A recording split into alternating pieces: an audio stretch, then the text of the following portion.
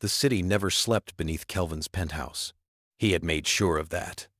Not deliberately, but because power had a way of arranging the world around a man who held enough of it.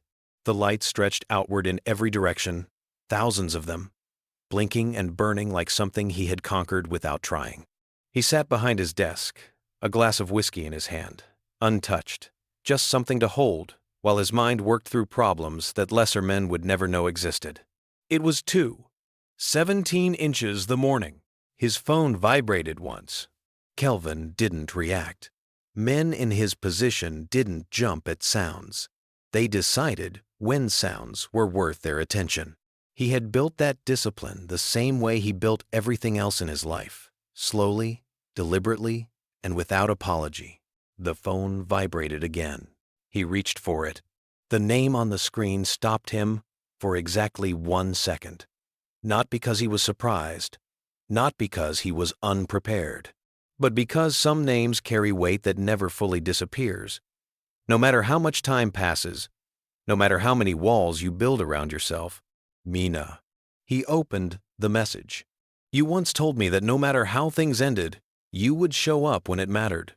My wedding is this Saturday. I expect you to keep your word. Below it was a wedding invitation. Elegant, expensive, designed to impress, attached like a period at the end of a sentence she had been composing for 5 years. Kelvin stared at the screen without blinking. 5 years. That was how long Mina had been part of his life, long enough to understand exactly who he was, long enough to see the machinery behind the man, the discipline, the loyalty, the version of love he didn't know how to make smaller. She had studied him carefully, then used everything she learned to dismantle him piece by piece, convincing him that his love was too intense, too heavy, too inconvenient for a woman like her.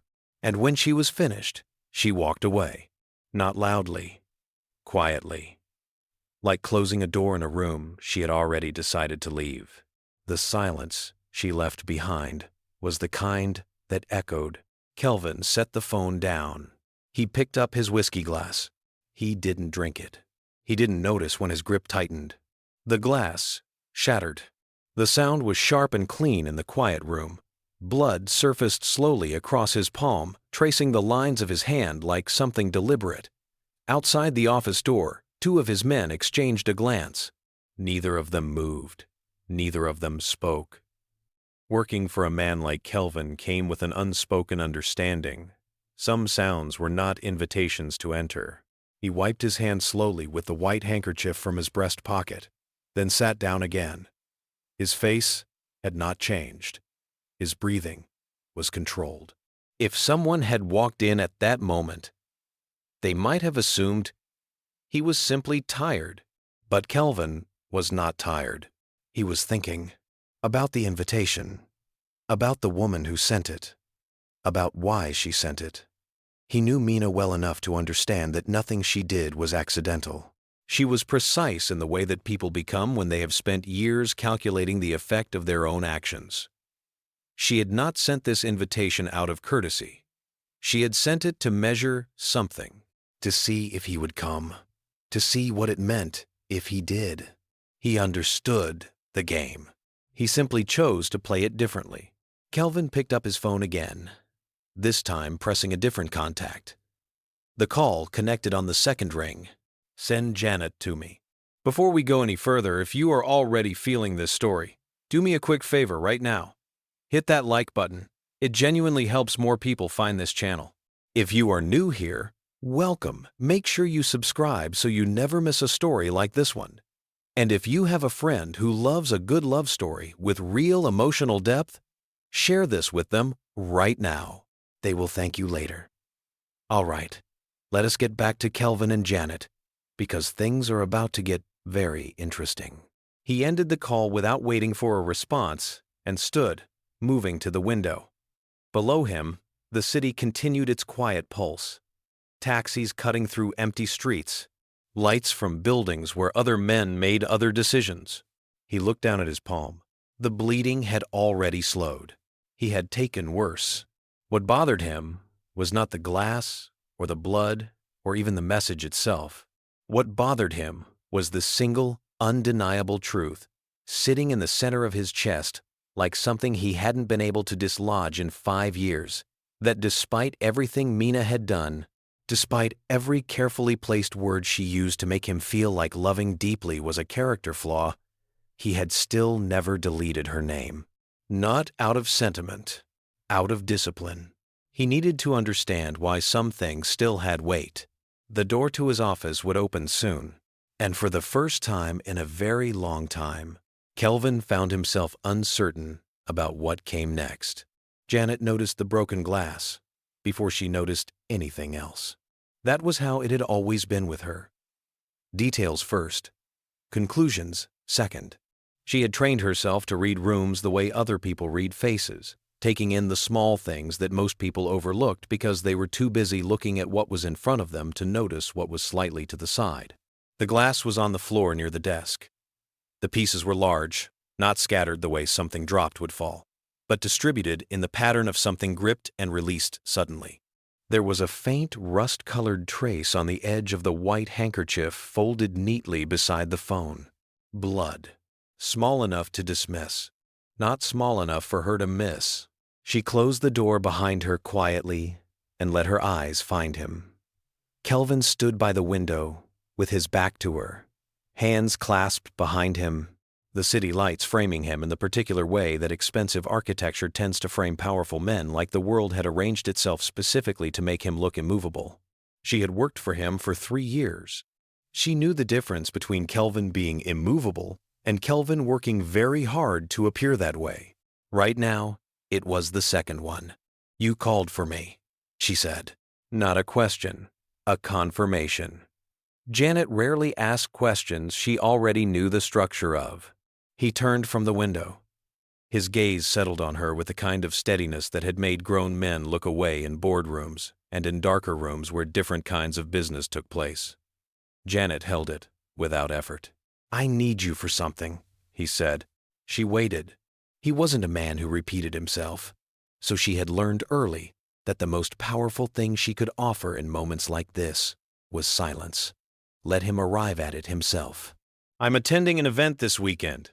"What kind of event?" she asked. "A wedding." Something in the air shifted. Just slightly. Not enough for most people to register. But Janet wasn't most people. "And you need me to?" she asked. "Stand beside me," he said. "As my partner." She studied him for a moment. In 3 years, Kelvin had asked a great many things of her. He had asked her to manage his schedule, redirect his enemies, filter his world down to only what deserved his attention.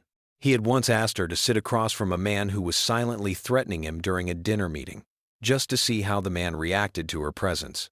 He had never asked her for this. "Whose wedding?" she asked. His jaw moved once. Barely. "Someone I used to know." She didn't push. She didn't need to.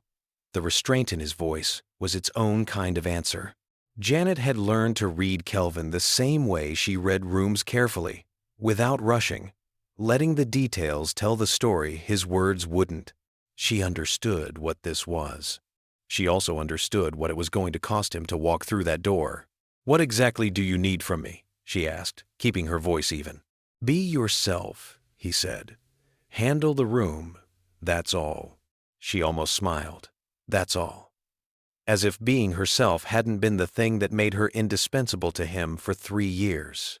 As if handling a room full of people gathered to celebrate a woman who had once broken something in this man was a small, casual request.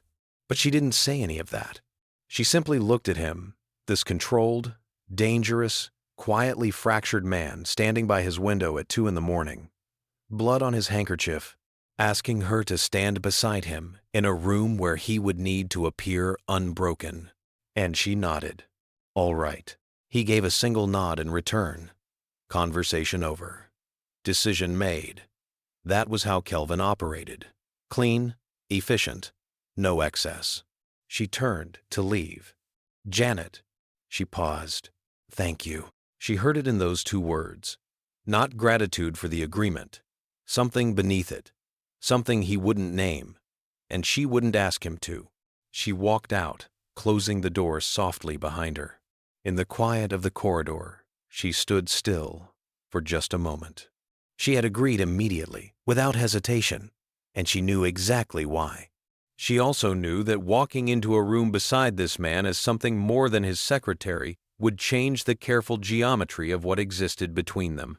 Things that shifted rarely shifted back. She had always known that. She walked toward the elevator. This wasn't just a request, she thought, and they both knew it. The venue was the kind of place that reminded you of the distance between people, not in a cruel way, in the quiet, architectural way that only serious money could achieve, where the chandeliers were just a little too large, the floral arrangements just a little too perfect, and every surface seemed designed to reflect something back at you. Gold and white, and the soft amber of carefully positioned lighting. A room that said, without speaking, that someone had spent an extraordinary amount of effort making this moment feel inevitable. Kelvin's car pulled up at exactly the right time. Not early, not late. He stepped out first. The evening air moved around him the way it always did. Like even the atmosphere had made a quiet agreement with this man. Dark suit, no tie. The open collar, the only concession to the occasion that suggested he had not come to perform for anyone. He adjusted nothing. He looked at no one in particular. Then Janet stepped out. The dress was deep red, not aggressively so, not the kind of red that shouts, the kind that speaks in a low, steady voice, that carries across a room without being raised. The fabric moved with her, catching the light in soft intervals, the kind of elegance that doesn't announce itself but cannot be ignored. She had worn it simply, hair back, jewelry minimal, because she understood correctly that the dress, the moment, and the man beside her were already enough. She stood beside him. He offered his arm. She took it. They walked in together, and that was when the room changed. It didn't happen all at once. It never does. The shift was gradual, the way water moves first, one head turning near the entrance, then another a few tables in, then a small pause in conversation near the bar, a glass held mid-air for just a moment too long. By the time they reached the center of the room, the subtle rearrangement of attention was complete. People were watching. Not obviously. The social training in a room like this was too refined for that. But they were watching. Kelvin moved with the kind of ease that came from never needing approval. He didn't scan the room to find his place in it. He simply moved, and the room reorganized itself accordingly. Janet matched him step for step, not mimicking his energy but complementing it, the way a well-placed counterpart does not behind him, not ahead of him, simply beside him. And that, more than anything, was what people noticed. Not just that she was beautiful, though she was. Not just that they looked powerful together, though they did. It was the specific quality of her presence next to his. She looked like she belonged there, not in the way that someone who has been allowed into a space belongs, in the way that someone who has always understood the space belongs, like she had always been there. A woman near the flowers leaned toward her husband and said something. He nodded slowly, eyes still tracking them. Near the entrance table, a man who had once done business with Kelvin straightened almost imperceptibly. Somewhere behind them, conversations resumed, but quieter now, recalibrated around the fact of their arrival. Kelvin guided them to a table that was near enough to the center to matter without being conspicuous. He pulled out her chair without ceremony. She sat without thanking him for it. There was an ease in the exchange that was more intimate than elaborate courtesy. She picked up the program from the table and opened it calmly. He watched the room from beneath the steady surface of someone who appeared to be doing nothing at all. "They're staring," Janet said, not looking up from the program. "Let them," Kelvin replied. She turned a page. "Is that the plan?" "Part of it." She glanced at him sideways. "And the rest?" He didn't answer immediately. He lifted his water glass, took a single sip, then set it down precisely where it had been. "The rest will handle itself," he said. Janet returned to the program. She had already found Mina's name in the bridal party list. She had already noted the table arrangements, the sight lines, the position of the head table relative to where they were sitting. She had already mapped the room the way she mapped every room she entered, not out of anxiety, but because information was the only currency she had ever fully trusted. She knew what was coming. So she turned another page, and across the room, exactly where she had calculated she would be, the bride had already seen them. Mina stood perfectly still for the length of one breath. Then she smiled. But it was the kind of smile that people produce when their face knows what to do before their mind is finished catching up. Mina had spent 6 months planning this wedding. Not because she was romantic, though she could perform romance convincingly when it served her, but because Mina understood that the right event, executed with the right precision, communicated things that words were too blunt to express. The venue, the guest list, the way the evening unfolded, all of it was a statement, carefully curated and deliberately delivered. Inviting Kelvin had been part of that statement. She had expected him to arrive alone. Or perhaps not arrive at all, which would have said something too, something she could use. A quiet confirmation that he was still anchored to what she had left behind. Either way, she had expected to hold the advantage. This was her territory, her evening, her carefully constructed moment. She had not expected the woman in red. She composed herself in approximately 4 seconds. That was one of Mina's genuine skills, the speed with which she reassembled her expression when something surprised her. By the time she crossed the room toward them, 40 minutes into the evening, she was perfectly calibrated, warm smile, confident posture, the bride in complete control of her celebration. "Kelvin," she said, arriving at their table with the ease of someone who believed they were always welcome. "You came." He looked at her without standing. "I keep my word." The words were simple. They were also a reminder, and she felt it. She let it pass over her without reacting. "I'm so glad," she said, her voice carrying that particular frequency she had always known how to produce, warm enough to seem genuine, careful enough to maintain distance. "You look well." "You look exactly as expected," he replied. She laughed softly, as though he had complimented her. Then her eyes moved to Janet. There it was, the shift in focus, the polite but loaded redirection of attention. "And who is this?" Mina asked, the question dressed up in pleasantry. Janet looked up from the glass she had been holding with complete calm. "I'm the woman standing beside him," she said. "I believe that's enough." The table nearest to them had gone quiet. Mina's smile held. She was good at holding her smile. "Of course. I only meant, are you two together?"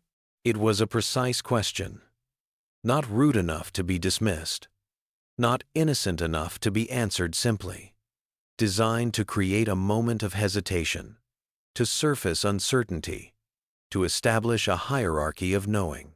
Janet set her glass down. She looked at Kelvin first, briefly, then returned her gaze to Mina with the unhurried focus of someone who had already decided how this conversation would end. "You invited him to your wedding," Janet said, her tone still entirely polite. "And yet you're more interested in who he brought than the man you're marrying."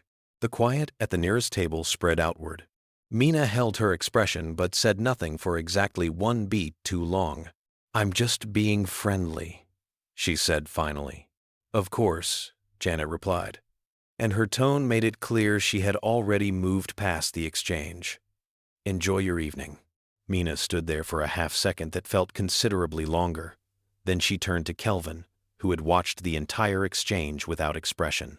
"We'll catch up later," Mina said. "We won't," he replied, politely, flatly, like a door closing. She walked away. And the moment she did, the room around them exhaled quietly, conversations resuming, glasses moving again. But the dynamic had been established. Everyone at the wedding now understood something they hadn't understood before Mina approached that table. Kelvin picked up his fork without comment. "You didn't have to do that," he said, not looking at her. "I know," Janet said, "but you did it anyway." "She was looking for a weakness," Janet said calmly. "I didn't see one." So I told her that. He looked at her then. Not for long, but long enough. At the head table, Mina sat beside her new husband, laughing at something he said. But her laugh was slightly too bright, and twice in the next 10 minutes, her eyes drifted across the room without her meaning them to. Kelvin noticed. He didn't care. He was looking at Janet, who had returned to her meal with the same quiet composure she brought to everything, unbothered, present, entirely herself. And for the first time since the message arrived the night before, something in his chest loosened just slightly. Just enough to breathe. The music shifted just after 9. Slower, warmer. The kind of music that gives people permission to stop pretending the evening is about anything other than feeling something. The dance floor, which had been loosely populated with cheerful, uncomplicated movement, began to thin and rearrange into couples. Pairs finding each other across tables and conversations, hands extended, the quiet choreography of people choosing who they wanted to be close to. Kelvin watched it for a moment. Then he stood and held out his hand. Janet looked up at him. In 3 years of working beside this man, she had seen him extend his hand in many contexts, across conference tables, over signed agreements, at the end of meetings where the handshake meant something final had been decided. She had never seen him extend it like this, open, unhurried, offered rather than deployed. She placed her hand in his. They moved to the dance floor, and she was aware, without needing to look, that the room noticed. Not dramatically, but the shift was there. That same quiet rearrangement of attention that had followed them since they walked in. She had gotten used to it over the evening, the eyes that moved without moving, the conversations that continued but leaned slightly in their direction. She stopped being aware of it when his hand settled at her back. It was a small thing, the appropriate placement for a dance, but there was a steadiness to it, a certainty, that made it feel like more than choreography. She adjusted her posture instinctively, stepping closer than she had initially intended, and neither of them addressed it. They moved well together.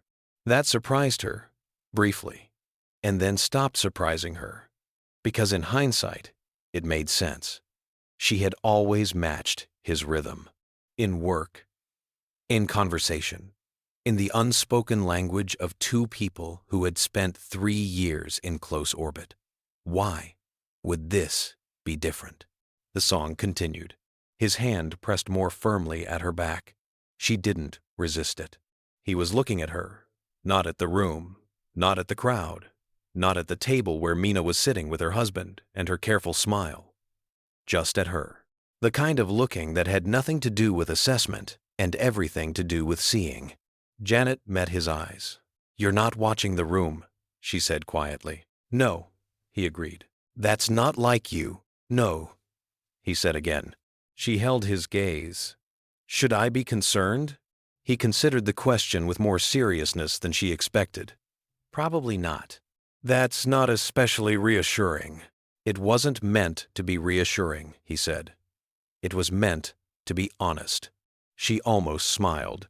It was the most unguarded sentence she had heard him produce in 3 years. Kelvin operated in precision and control. He did not offer honest over reassuring as a conscious choice in casual conversation. That was not the vocabulary of his armor. But right now, moving slowly across a dance floor while a wedding played out around them, the armor seemed thinner than usual. She thought about what he had asked of her the night before. Be yourself. She had thought at the time that it was a tactical instruction. Show up, be present, handle the room. She was beginning to understand it had been something else. Something he may not have fully known he was asking. The song moved toward its end. She didn't step back. He didn't create distance. They stood still for a moment when the music resolved, longer than was necessary, long enough that it was no longer about the song. Then she stepped back, and he let her, and they walked back to their table in the same easy silence that had characterized the entire evening. At the edge of the dance floor, Mina stood with a glass in her hand. She was not dancing. She was watching, Her husband was somewhere behind her, talking to someone, completely unaware of where his bride's attention had gone. Mina watched Kelvin and Janet return to their table, watched the way Janet sat, watched the way Kelvin pulled her chair without thinking about it, watched the small, unself-conscious geometry of two people who had stopped managing the space between them. The glass in Mina's hand tilted slightly. She corrected it.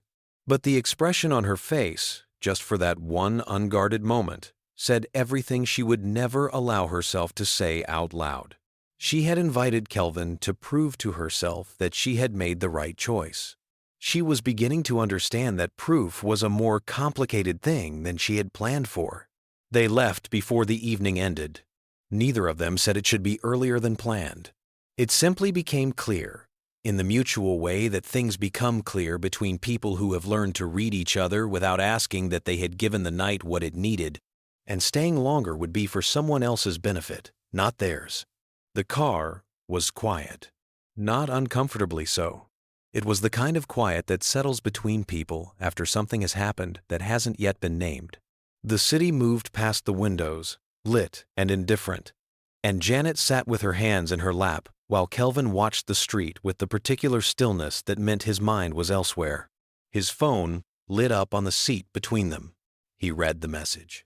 She watched his jaw tighten almost imperceptibly. He locked the screen without responding. Janet looked forward again. She didn't ask. She had learned that questions were less useful than patience with a man like Kelvin. Whatever it was would find its way to the surface if it needed to. Forcing it only made him recede. A few minutes passed. Then he said, "She said you don't belong in that world." Janet processed that for a moment. Mina. Yes. The message was about me? "It started with me," he said. "It ended with you." She turned to look at him. His profile was clean against the window, the passing light sliding across his face in brief intervals. He looked controlled. He always looked controlled. But she had spent 3 years learning the difference between control as a natural state and control as something being maintained with effort. This was the second one. "What else did she say?" Janet asked. "That your presence was an embarrassment. That I brought someone who doesn't understand the world she was in tonight." He paused.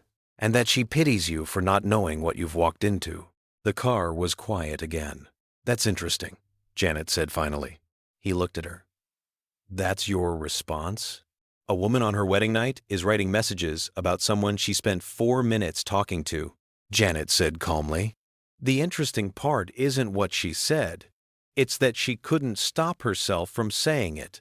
Kelvin studied her for a long moment. Then something shifted in his expression. Subtle, like a door opening just slightly in a room that had been sealed for a long time. "She told me once," he said slowly, "that the way I loved things was a problem. That I was too much, too intense, too certain." He stopped. Janet waited, and I believed her, he continued. "For a long time after she left, I believed that about myself, that whatever I felt was excessive, that it needed to be controlled before it could be offered." He stopped again.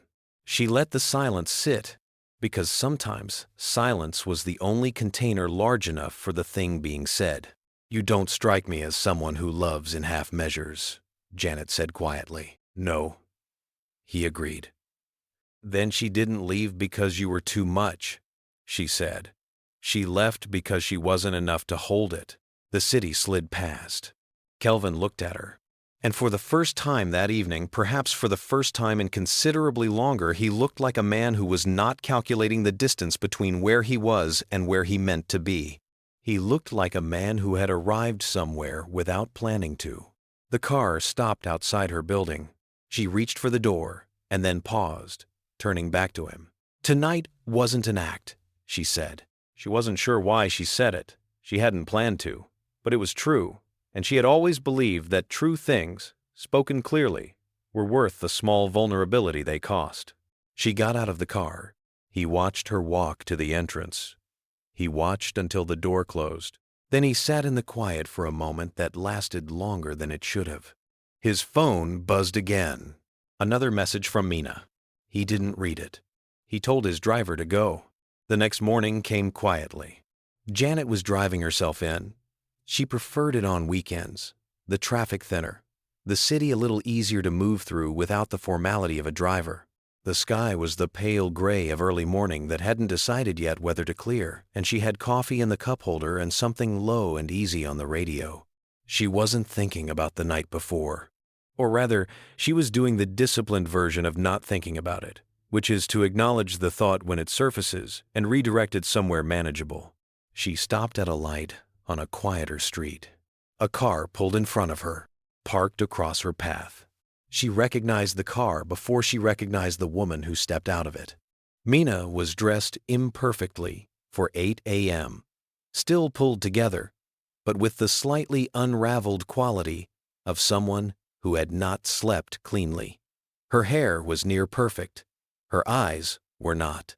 Janet turned off the radio. She opened her car door and stepped out because she was not the kind of woman who remained seated when someone brought a problem to her. They stood on the near-empty street, 10 feet apart. "I want to talk," Mina said. "You've blocked my car," Janet replied. "That's one way to start a conversation." Mina's expression tightened. "Who are you to him?" "We covered this last night," Janet said. "I want a real answer." Janet looked at her. Not unkindly, but without any particular gentleness either. "What kind of answer would satisfy you? Are you in love with him?" The street was quiet. Somewhere above them, a bird moved between buildings. "Are you?" Janet asked. Mina blinked. "Because that's the more interesting question," Janet continued, keeping her voice even. "You married someone else yesterday. You sent hostile messages before midnight. You're blocking a stranger's car at 8 in the morning." She paused. "That's a lot of energy for someone you chose to leave. You don't know anything about what happened between us." "You're right," Janet said. "I know what he carries, not what you gave him. And I'll tell you something. The weight he carries, he thinks it's a character flaw. He doesn't know yet that it's actually the most valuable thing about him." Mina's expression fractured, just slightly. "He was never like this before," Mina said, and her voice was quieter now. "Like what?" "At peace." The word seemed to cost her something. "He looked at peace last night, standing next to you." Janet said nothing. Mina stepped forward. "I want to know what you did." "I didn't do anything," Janet said simply. "I just stood beside him." Something moved through Mina's face, grief or anger or something that lived between them. She reached out suddenly, her arm rising toward Janet's face. Janet caught her wrist, calmly, completely. Her grip was not cruel, but it was certain. She held it for a moment. "Don't," she said. One word. Mina stared at her. Janet released her wrist, stepped back, and looked at her with the kind of clarity that doesn't require volume to be heard. "Go home to your husband," she said. "That's the choice you made. Honor it." She got back in her car. She waited, unhurried, until Mina moved her vehicle. Then she pulled forward and drove. Her hands were steady on the wheel. But before she turned onto the main road, she reached for her phone. She pressed his name. Kelvin answered before the second ring. "Janet, good morning," she said. He heard something in the two words, not distress, not drama, but the careful, minimal quality of someone reporting clearly because they have already processed the emotional part privately. "Tell me," he said. She did, concisely. The car blocking her path, the conversation, the wrist. By the time she finished, he was already standing, and his assistant, who had entered without knocking for the first time in 2 years, stepped back out, equally fast. "Where are you now?" he asked. "Driving in." "I'm fine, Kelvin. I want you to know that first." "I know you're fine," he said. And then, with the quiet finality of someone removing all the space around a decision, "That's not the point." He ended the call and made 3 others in succession. The first was to his head of security. Brief, specific, The second was to someone who managed information, the kind of information that let him know where people were, who they were connected to, and what pressure points existed in their arrangements. The third was to a number he had not called in 5 years, but had never deleted. It connected on the fourth ring. Kelvin. The voice on the other end was careful, uncertain. "Your wife approached someone under my protection this morning," Kelvin said. His voice was low and entirely without heat. That was the thing about Kelvin's anger. It didn't perform. It simply stated, "I want you to understand what that means." Silence on the line. "It means the next time someone connected to you moves in her direction," Kelvin continued, "the conversation will not be between me and you. Do you understand what I'm telling you?" The man on the other end said that he understood. "Good," Kelvin said. "Congratulations on your marriage." He ended the call. He was at Janet's building in 22 minutes. She opened the door before he knocked, because she had heard the elevator, and in 3 years she had learned the specific rhythm of how Kelvin moved through a space. He looked at her, quickly and completely, the way a person looks when they are checking something that matters. "I'm fine," she said again. "I see that," he said. He stepped inside without asking. She closed the door. He stood in the middle of her space, which was clean and precise, and told him things about her that she had never said directly, and turned to face her. "You should have called immediately," he said. "I handled it." "Yes," he said. "And I should have been called immediately." She looked at him steadily. "Why?" The question landed between them with more weight than either of them had planned for. He crossed the space between them. 2 steps, then 1 more. "Because it matters to me," he said, quietly, without armor, the way someone speaks when they have stopped calculating and started simply telling the truth. She held his gaze. "Kelvin, I am not asking you to define something right now," he said. "I'm telling you. It matters. You matter." A pause. "That is not a work statement." Her breath steadied. He was looking at her with the same expression he'd worn on the dance floor when he stopped watching the room and started watching only her. "I know," she said. "Then stop managing me out of it," he said. "I've had enough of people deciding what I'm allowed to feel." She heard it clearly. Not the words, the thing beneath them. Mina had built a cage around him with very careful words. He had lived in it long enough to mistake it for his own shape. Janet reached out and placed her hand against his chest, over his jacket, over the steady beat of something that had been waiting to be acknowledged. "I'm not going anywhere," she said. He put his hand over hers and held it there. The city outside her window went about its business. They stayed where they were, her hand over his heart, his hand over hers, the quiet room holding both of them without asking for anything else. It was the kind of stillness that happens after something has been said that cannot be unsaid, and the air takes a moment to rearrange itself around the new truth. Kelvin spoke first. "When she left," he said, "I told myself it was fine, that I didn't need what I'd had with her, that what I felt had been excessive," the way she said. He paused. "I recalibrated myself. I made myself smaller." Janet listened without moving. "And then I hired someone who made me feel like the recalibration had been a mistake." She looked up at him. "Not all at once," he said, slowly. "The way things actually happen, not the way they happen in stories." A brief pause. "You never asked me to be less. You just handled what I gave you and returned something better. You were never too much," she said. "You were just with the wrong person. I know that now." She stepped back slightly. Not away, but enough to look at him properly. He let her hand go, but didn't step back himself. "I need to say something," she said. He waited. "I didn't agree to last night because it was work," she said. "I told you that in the car. I want to be clear about it in daylight, too, because I think you deserve clarity more than strategy." "Janet, I've been careful," she continued, "because you were my employer, and because I wasn't going to be someone who blurred those lines out of feeling alone. I've felt something for a long time. I kept it professional because I respected the work and I respected you." He looked at her.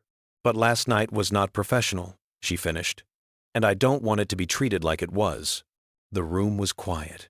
Then Kelvin said, "I'm not treating it like it was." His phone rang. He looked at the screen. Mina. He looked at the phone for exactly 1 second. Then he looked at Janet. He declined the call. She watched him do it. Watched the particular stillness of a man who has made a decision and feels no ambiguity about it. Not indifference, resolution. The end of something that had lingered too long past its natural conclusion. "She'll call again," Janet said. "Probably. Are you going to answer?" "No," he said. Simply. Completely. "I don't owe her a conversation. I owe her nothing." She nodded. He crossed the remaining space between them. "I want to try this," he said. Not as a romantic declaration, as a statement of intent, the way Kelvin stated everything clearly, without excess, meaning exactly what he said. Properly. Without it being a performance, or a calculation, or a response to someone else. "That's what I want too," she said. He put his hand against the side of her face. She didn't lean away. For the first time in 5 years, Kelvin stood in a room with a woman and felt nothing that needed to be managed.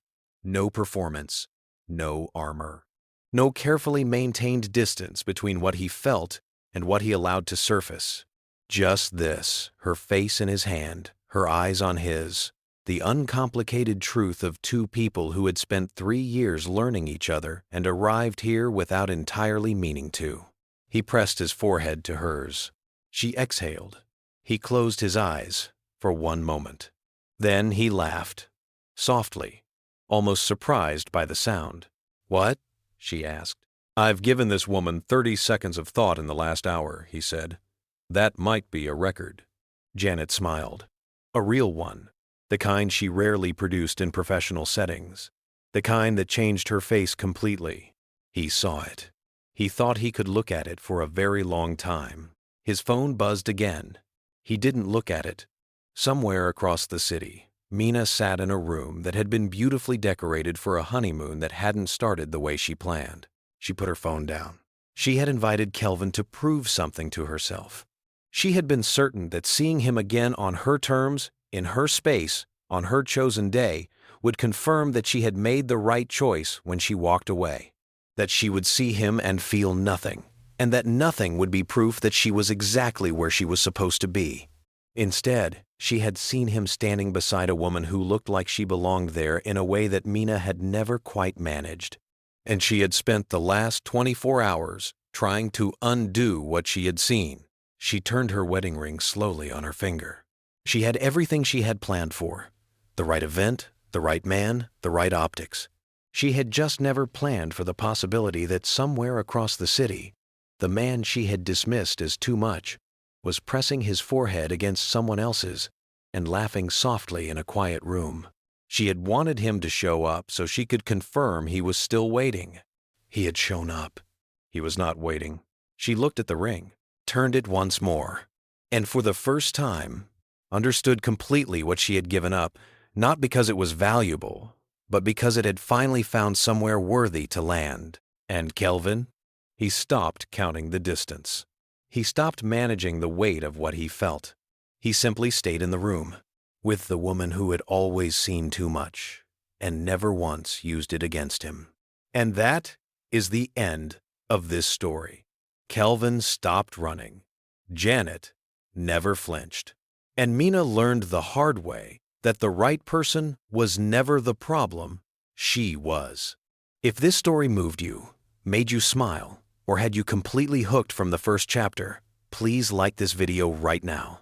It takes 1 second, and it means everything to this channel. Share this story with someone who needs to hear it today. And if you are not subscribed yet, hit that subscribe button so you never miss a story from us again. We post stories just like this one, and trust me, you do not want to be late to the next one. Thank you so much for watching. We will see you in the next story.